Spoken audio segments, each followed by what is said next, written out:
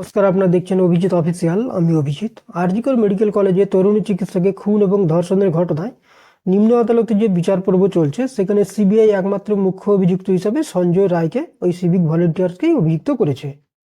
তো অনেকের মনে প্রশ্ন যে শুধুমাত্র ওকে যে অভিযুক্ত করা হয়েছে তার কারণ বা প্রমাণ কি আছে। তো সিবিআই এটা আদালতে পেশ করেছে চার্জশিটে এবং জানিয়েছে। তো সেই বিষয়ে আমি ভাবলাম, আমাদের এক ভিউয়ার্সও এটা জানতে চেয়েছে, তো আমি ভাবলাম এটা নিয়ে একটা ভিডিও করা যাক এবং কিছু ডাউট অনেকেরই মনে রয়েছে যে সেগুলোকে একটু ক্লিয়ার করে দেওয়া যাক। প্রথমত হচ্ছে, সিবিআই যে চার্জশিট পেশ করেছে তাতে কিন্তু 9খানা সেন্ট্রাল ফরেন্সিক সায়েন্স ল্যাবের রিপোর্ট পেশ করেছে, যার 6 নম্বর রিপোর্টটা যেটা রয়েছে সেই রিপোর্টটাই কয়েকদিন আগে যে পাবলিশ হয়েছে মিডিয়াতে, যারা অনেকেই মিডিয়াতে চিৎকার চেঁচামেচি করছেন তাদের 6 নম্বর রিপোর্ট রয়েছে। তো এই 9খানা রিপোর্ট ওখানে সিবিআই চার্জশিটে জমা দিয়েছে শিয়ালদা কোর্টে বা নিম্ন আদালতে। তো কিসের ভিত্তিতে একমাত্র মুখ্য অভিযুক্ত হিসাবে সঞ্জয়কেই সিবিআই মুখ্য অভিযুক্ত করছে? তো তার যদি আমরা কারণ দেখতে চাই বা জানতে চাই, তো প্রথম যেটা সিবিআই জানিয়েছে যে ওই যে ইমার্জেন্সি বিল্ডিংয়ে যেদিনকে এই ঘটনাটা ঘটেছিল সেমিনার হলে, সেখানকার যে এন্ট্রি পয়েন্টের সিসিটিভি ফুটেজ পুরোটাই সিবিআইয়ের কাছে রয়েছে। অনেকে এটা একটা ধোঁয়াশা তৈরির চেষ্টা করছে যে কিছুটা আছে কিছুটা নেই, এমন না, পুরোটাই আছে। এবং সেই পুরো সিসিটিভি ফুটেজে একমাত্র সঞ্জয় রায়কেই দেখা গেছে।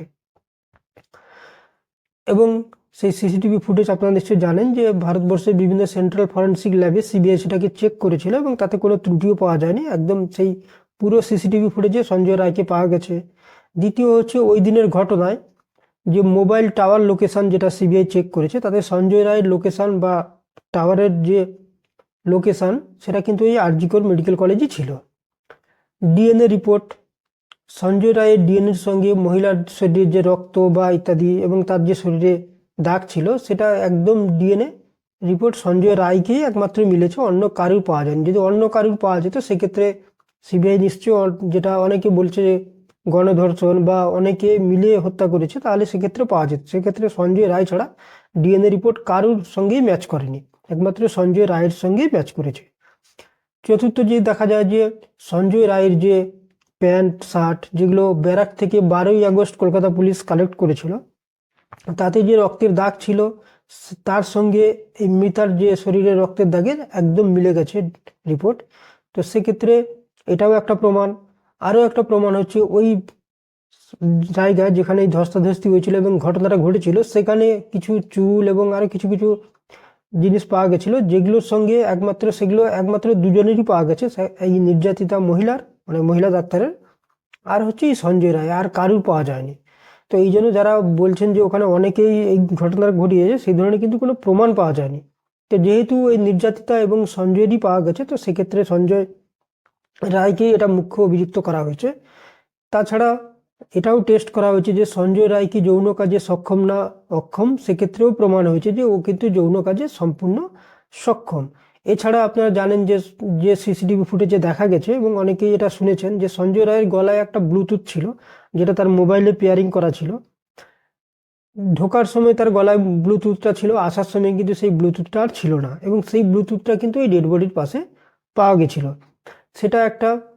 এছাড়া মৃতার শরীরের যে অন্তর্বাস ছিল, সেটা যে ছেঁড়া পাওয়া গেছিল, সেটাও কিন্তু ধস্তাধস্তির সময় তাতেও কিছু দাগ বা যেগুলো ফরেন্সিকের টেস্ট হয় সেটাও কিন্তু ওই ধস্তাধস্তিতেই হয়েছিল, এবং সেটাও কিন্তু সঞ্জয় রায়ের সঙ্গেই কিন্তু মিলে গেছে। নেক্সট হচ্ছে, ওই সময় ওটার যে কুর্তি বা যে ড্রেস পরেছিলেন মানে ওই নির্যাতিতা, সেটাও কিন্তু তাতে যে দাগ বা যা কিছু রয়েছে সেগুলো তো কোনো ডেস্ট্রয় হয়নি, সেগুলো সবই রয়েছে।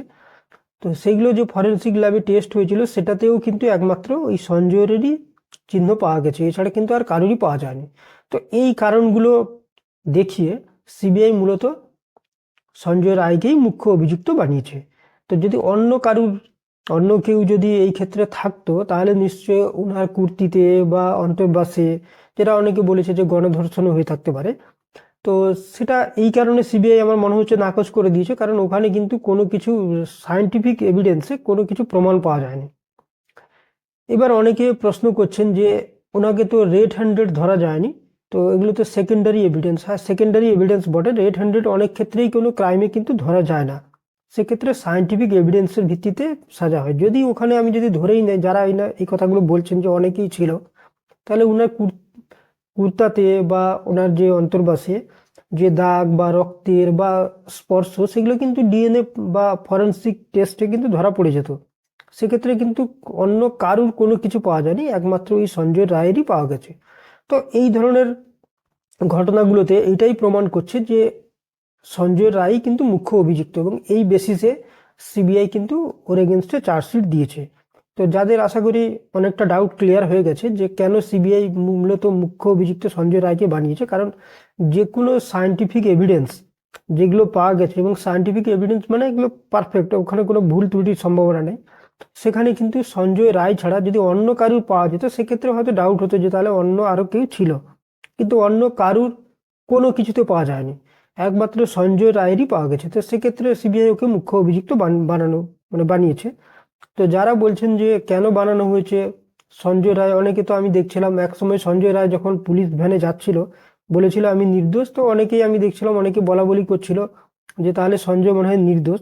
সঞ্জয় নির্দোষ হতে পারে না, কারণ তার সায়েন্টিফিক এভিডেন্স কিন্তু সেই কথা বলছে না। সায়েন্টিফিক এভিডেন্স যেটা বলছে, সিসিটিভি ফুটেজ, তার ডিএনএ রিপোর্ট, তার ব্লুটুথ, তার টাওয়ার লোকেশন, তারপর তার যে রক্ত, সবই কিন্তু সঞ্জয়ের পক্ষেই কিন্তু সওয়াল করছে যে ওই মুখ্য অভিযুক্ত। তো সেই পারপাসে সিবিআই ওকে মুখ্য অভিযুক্ত হিসাবে চার্জশিট দিয়েছে। তো আমার মনে হচ্ছে না যেসব সায়েন্টিফিক রিপোর্ট বেরোচ্ছে তার বেসিসে সিবিআই যে চার্জশিট দিয়েছে, সঞ্জয় নির্দোষ না, সঞ্জয়ই দোষী।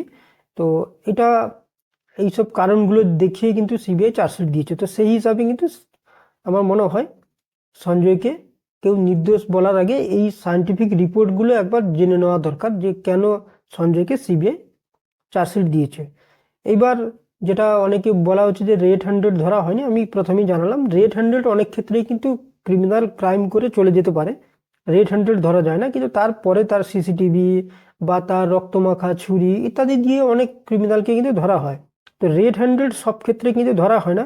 আর রেড হ্যান্ডেড যদি কাউকে না ধরা যায় তার মানে তার ক্রাইম, তাকে শাস্তি দেওয়া যাবে না, তাকে মুখ্য অভিযুক্ত বলা যাবে না, এই ধরনের কিন্তু কোনো নিয়ম নেই। যদি সেকেন্ডারি, হ্যাঁ একজন বলেছেন যে এটা এগুলো সেকেন্ডারি এভিডেন্স, অবশ্যই সেকেন্ডারি এভিডেন্স, কারণ রেড হ্যান্ডেড কিন্তু ধরা যায়নি। এবার সেকেন্ডারি এভিডেন্স যদি সব কিছু মিলে যায়, কারণ সায়েন্টিফিক এভিডেন্স কিন্তু ভুল কথা বলবে না, তো সেই পারপাসে, কারণ সিসিটিভি ফুটেজে ওই যাচ্ছে ওই বেরোচ্ছে, ডিএনএ রিপোর্ট ওই ওকেই শো করছে, মোবাইল টাওয়ার ব্লুটুথ যেসব কথা, আমি মোবাইল টাওয়ার ব্লুটুথের কথা ছেড়েই যদি দিই, ডিএনএ রিপোর্ট তো ভুল বলবে না। এবং ওর যে শরীরের যে আঁচড়, মানে নির্যাতিতার শরীরের যে আঁচড় ছিল এবং সঞ্জয় রায়ের যে শরীরে আঁচড় ছিল, দুটো কিন্তু ম্যাচ করানো হয়েছিল, দুটো কিন্তু মিলে গেছে। তো এইগুলো তো ভুল কথা বলবে না। তো সেই হিসাবে আমার মনে হয় সিবিআই যে মুখ্য অভিযুক্ত হিসাবে সঞ্জয় রায়কে চার্জশিট দিয়েছে, খুব একটা ভুল করেনি, একদম সঠিক চার্জশিটই দিয়েছে। দেখা যাক আগামী দিনে আদালত কি শাস্তি দেয় বা কি বিচার হয়, তার জন্য আমাদের নিশ্চয়ই অপেক্ষা করতে হবে। আজ এই পর্যন্ত। আপনারা ভালো থাকবেন, সুস্থ থাকবেন। ধন্যবাদ।